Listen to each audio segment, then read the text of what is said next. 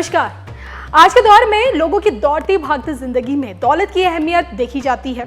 जो लोग ये कहते हैं कि धन ही सब कुछ, बिल्कुल नहीं होता, लेकिन इस बात से भी देखें इनकार नहीं किया जा सकता कि धन से ही सब कुछ पाया जा सकता है।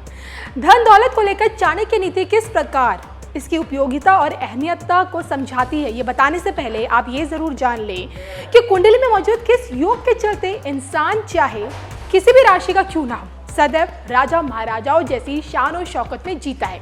यानी कि ऐसे लोगों को ना ही कभी धन की कभी कमी होती है और ना ही इनकी ताकत के आगे कोई टिक पाता है।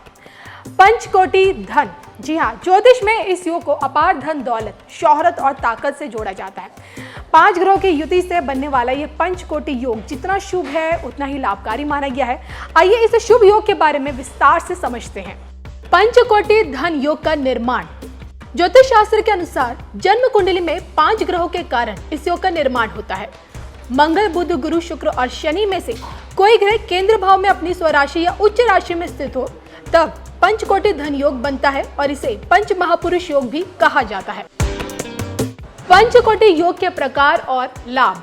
रोचक पंचकोटि योग। जब किसी व्यक्ति की जन्म कुंडली में मंगल केंद्र भाव में मेष, वृश्चिक या मकर राशि में स्थित होते हैं तब रोचक पंचकोटि योग बनता है। इस योग के शुभ प्रभाव से व्यक्ति को जमीन, वाहन और अचल या पैतृक संपत्ति का लाभ होता है। भद्र पंचकोटि योग। कुंडली में बुध ग्रह केंद्र भाव में मिथुन या कन्या राशि में स्थित होने से भद्र पंचकोटि योग बनता है। इस योग के लाभ से व्यक्ति बुद्धिमान और चतुर बनता है, साथ ही व्यक्ति राजा महाराजा की तरह जीवन बिताता है। हंस पंचकोटि योग। जन्म कुंडली में गुरु के केंद्र भाव में धनु, मीन या कर्क राशि में स्थित होने से हंस पंचकोटि योग बनता है। इस योग के बनने से गुरु के शुभ प्रभाव से व्यक्ति को लाभकारी वस्तु की प्राप्ति होती है, व्यक्ति को धन और अच्छे पुत्र की प्राप्ति होती है और समाज में मान सम्मान मिलता है।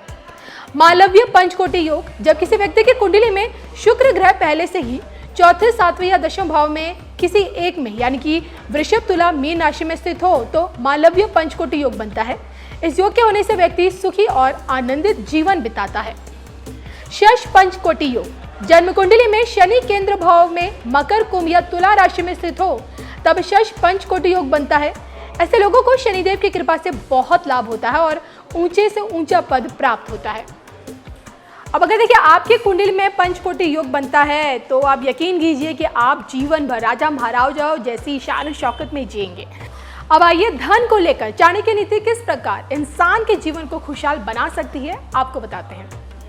चाणक्य नीति कहती है कि व्यक्ति को बुरे दिनों के लिए धन की बचत करनी चाहिए और अपनी महिला की रक्षा हर हालत में करनी चाहिए, भले ही उसको अपने बचत के पैसे भी खर्च करने पड़े। दूसरी बात ये कहती है कि धन संपत्ति जीवन का एक महत्वपूर्ण भाग है।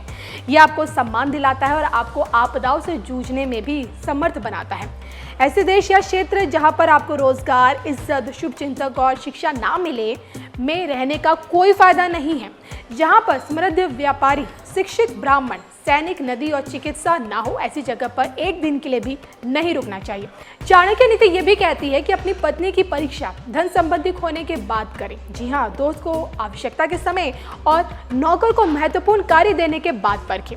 सच्चा पुत्र अपने पिता के प्रति आज्ञाकारी होता है और सच्चा पिता अपने बच्चे का ध्यान रखता है। ईमानदारी सच्चे दोस्त की सही पहचान है। इसके अलावा देखिए, जिस व्यक्ति के पास आस्था, धन और कोई लगाव नहीं होता उसको कभी मोक्ष नहीं मिलता, वो जन्म और मरण के चक्र में ही फंसा रहता है। दूसरी तरफ गरीब और गरीबी के साथ जीवन व्यतीत करना जहर के समान होता है। अनजानी जगह पर दक्षता सबसे बड़ी मित्रता होती है।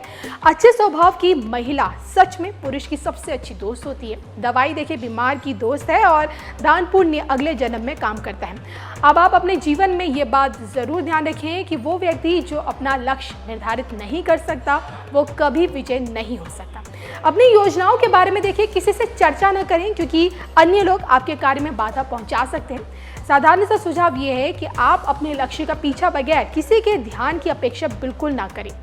धन चाहिए तो अपने कर्मों पर ध्यान केंद्रित करें।